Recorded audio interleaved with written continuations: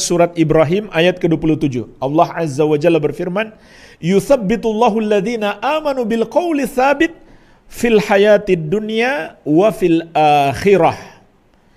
Allah menguatkan orang-orang yang beriman dengan jawaban yang tepat di kehidupan dunia dan kehidupan akhirat. Jawaban yang tepat di kehidupan dunia itu maknanya Allah kuatkan iman mereka dengan ilmu yang mereka miliki, sehingga mereka tidak terombang-ambing oleh derasnya serangan syubhat dan godaan syahwat. Sedangkan maksud Allah kuatkan mereka dengan jawaban yang tepat di kehidupan akhirat adalah mereka bisa menjawab pertanyaan dua malaikat di alam kubur. Ini makna surat Ibrahim ayat ke-27. Fayaqul, maka kata Nabi SAW, orang beriman ini pun bisa mengatakan, Rabbi Allah, Rabbku adalah Allah, wa dinil Islam, dan agamaku Islam, wa nabiyyi Muhammadun sallallahu alaihi wa ala alihi wasallam, dan nabiku Muhammad sallallahu alaihi wa ala alihi wasallam. Inilah jemaah sekalian, al-qaulu tsabit, jawaban yang tepat yang Allah kuatkan orang beriman dengannya sehingga dia bisa menjawab. Jemaah sekalian, inilah pelajaran terpenting yang bisa kita petik dari hadis ini. Kunci selamat di alam kubur adalah bisa menjawab 3 pertanyaan 2 malaikat ini. Dan orang yang bisa menjawab hanyalah orang-orang yang beriman. Dan disebut orang yang beriman kalau dia membangun keimanannya ketika di dunia di atas ilmu yang benar, dan dia yakini kebenarannya, dan dia amalkan dalam hidupnya, kemudian dia istiqamah sampai dia berpisah dengan hidup ini. Mereka itulah yang bisa menjawab. Jadi ini bukan seperti pertanyaan ujian yang soalnya sudah bocor sehingga semua orang bisa menjawab. Tidak. Hanya orang-orang yang diberikan pertolongan oleh Allah yang bisa menjawab. Kata Allah, mereka adalah orang-orang yang beriman, yaitu beriman berdasarkan ilmu yang sahih. Karena kalau tidak berdasarkan ilmu yang sahih, maka imannya itu batil.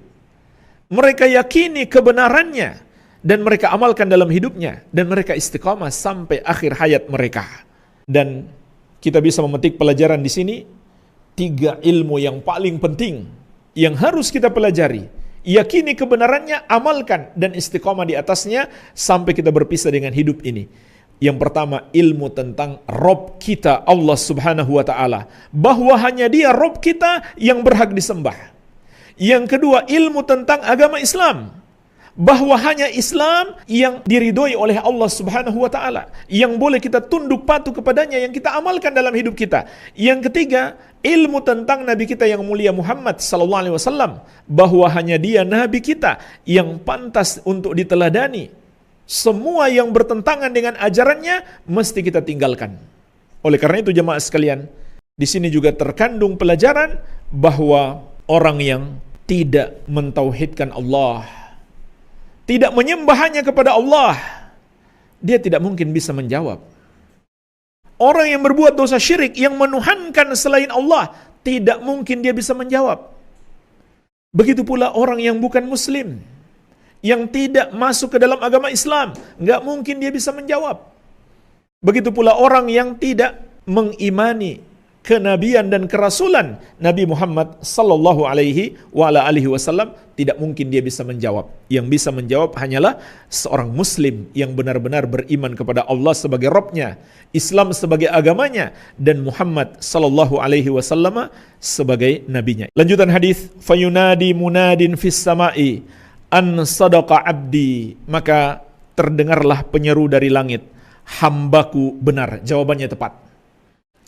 Fa'afrishuhu minal jannah, hamparkan untuknya permadani dari surga. Wa albisuhu minal jannah, pakaikan untuknya pakaian dari surga. Waftahu lahu baban ilal jannah, dan bukakan untuknya pintu ke surga. Jadi terhubung kuburannya dengan surga. Qala, kata Nabi sallallahu alaihi wasallam, fayatihi min rauhiha wa tibiha, maka datanglah dari surga ke kuburannya kenyamanan dan harumnya. Wa yufsahu lahu fi qabrihi madda basarihi, dan dilapangkan kuburannya sejauh matanya memandang. Subhanallah jemaah sekalian, inilah sebenarnya rumah yang paling indah.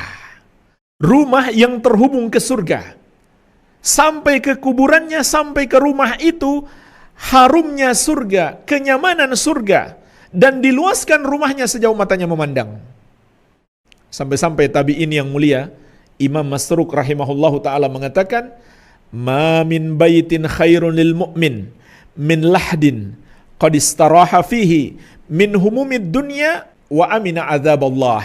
Tidak ada satu rumah bagi orang yang beriman yang lebih baik daripada rumah orang yang beriman yang padanya dia beristirahat dari berbagai macam kekecewaan, kesedihan, dan kesusahan di kehidupan dunia, dan aman dari azab Allah. Imam Bishr bin Al-Harith rahimahullah juga mengatakan, ni'mal manzil al-qabru liman ata'allaha. Sebaik-baik rumah adalah kuburan orang yang taat kepada Allah. Jadi jemaah sekalian, jangan sampai kita hanya berpikir untuk menyiapkan rumah kita di kehidupan dunia ini saja, untuk kenyamanan tempat tinggal di kehidupan dunia yang sebentar ini. Tapi yang harus lebih kita pikirkan, rumah kita dikubur, kenyamanan kita dikubur, nikmat kubur, rumah yang sangat indah, peristirahatan yang sangat baik bagi orang-orang yang beriman.